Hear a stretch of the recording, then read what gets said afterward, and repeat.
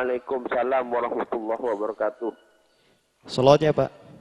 Allahumma sholli ala Muhammad. Allahumma sholli wa sallim barik alaihi. Dengan Bapak siapa di mana? Saya Haji Wasik dari Jember. Silakan bertanya langsung kepada Buya. Ya, Buya, ini ada pertanyaan. Sudah dapat tanah belum? Sudah dapat tanah belum di Jember? Kenapa? Sudah dapat tanah buat pondok belum di Jember? Kalau tanah insya Allah udah siap Buya, tinggal nunggu. Baik, dari nanti Buya ini, panggil kawan-kawan di sana untuk bangun pondok. Kan sudah telepon ya. Insya Allah kita harus ada perjuangan. Setelah krisis virus ini kita ke sana nanti. Baik, silakan. Oh, ditunggu Buya, ditunggu Buya. Baik, silakan. Ini Buya begini, seandainya ada masjid, tapi tidak terlalu tua. Cuman sekarang masanya orang kan bangun masjid Buya. Ini sampai terjadi kesepakatan dibongkar dan dibangun dengan anggaran 4M. Dengan dana ngambil di itu, narik di tengah jalan Buya, itu kayak biasanya itu udah di jalan-jalan Jawa Timur kan, paham Buya. Terus setelah masjid selesai Buya, ditambahin membuat kolam di depan masjid gitu Buya. Yang saya pertanyakan, bolehkah hal tersebut dengan menggalang dana di jalan dan memperhias dengan kolam-kolam di depan masjid Buya? Terima kasih Buya, mohon doanya adik-adik Al-Bahjah semuanya, giat belajar, doakan kami sekeluarga. Amin, baik semuanya dimudahkan. Terima kasih Buya. Assalamualaikum warahmatullahi wabarakatuh. Waalaikumsalam warahmatullahi wabarakatuh. Di dalam menggalang dana, manusia hidup itu tidak hanya urusan hak dan batil, antara yang benar dan tidak benar. Abi dalam urusan hidup itu dan beragama, hidup sendiri dan beragama sendiri ada aturan menjalankan sesuatu dengan yang baik dan ada yang lebih baik. Makanya orang cerdas akan selalu berupaya untuk mencari yang lebih baik dalam segalanya. Penggalangan dana, kalau ada orang masang kotak amal di pinggir jalan dan direstui oleh mahkamah, pemerintah, basang kotak, bukan terlarang. Bukan terlarang, bukan haram, mau tidak memaksa, tidak pakai pisau kok. Yang lewat silakan ngasih, kalau tidak juga nggak apa-apa. Ini sah. Dan bukan sesuatu yang haram, karena diizinkan oleh pemerintah. Bukan mengganggu, karena diizinkan. Kalau diizinkan, izin hakim. Cuma cara ini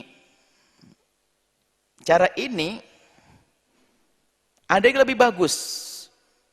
Tentunya bukan dengan cara semacam itu, mungkin kita bisa menyentuh hati orang-orang. Tapi tidak semuanya bisa disamakan. Kalau mungkin kebudayaan di Jawa Timur semacam itu, ya tinggal nanti yang di akhlaknya dijaga, penggunaannya yang benar, kemudian juga harus tahu kondisi di saat mungkin rame-ramenya kendaraan, mungkin agak ditunda atau bagaimana supaya tidak mengganggu jalan lalu lintas.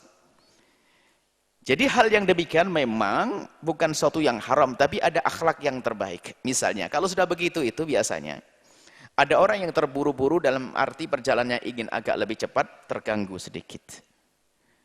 Insya Allah mereka memaafkan kok, ini program masjid. Atau bahkan mungkin ada orang di luar Islam melihat, lah ini bangun masjid saja harus pakai begini, kurang indah, kurang sedap dipandang mata. Cuman karena mungkin dia yakin lingkungannya kaum muslimin semuanya, oke lah. Yang jelas ini bukan sesuatu yang haram, akan tapi ada sesuatu yang lebih baik, yaitu lebih terhormat. Itu saja himbauan kami. Dan jatah dari Allah, kalau masjid itu harus jadi, akan jadi kok.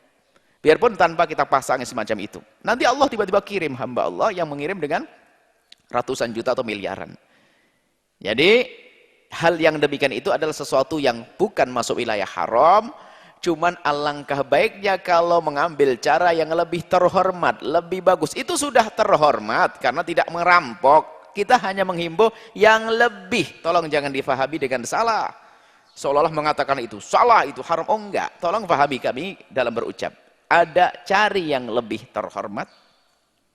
Bukan dia tidak terhormat, saya mendingan terhormat dan lebih terhormat. Saya tidak mengatakan itu hina, tidak. Cari yang lebih terhormat, yang lebih baik dipandang, dan lebih nyaman bagi orang. Itu saja upayakan. Itu adalah sudah benar, tapi kita perlu. Di antaranya apa? Mungkin para orang-orang kaya yang ada di kiri kanan itu disentuh hatinya, maksudnya dihimbau, diberi motivasi agar mereka berjuang seperti itu. Jadi jangan jadi khilaf di kalangan masyarakat. Memang kadang di saat kita buru-buru ya betul-betul agak ganjel. Apalagi ada orang yang sakit, berhenti lagi ngerem dan sebagainya. Ya insya Allah jadi pahala. Tapi marilah kita dalam berdakwah harus mikirkan dakwah itu kan tidak boleh kita harus seperti kacamata kuda. Di kiri kanan kita nggak boleh kena tabrak.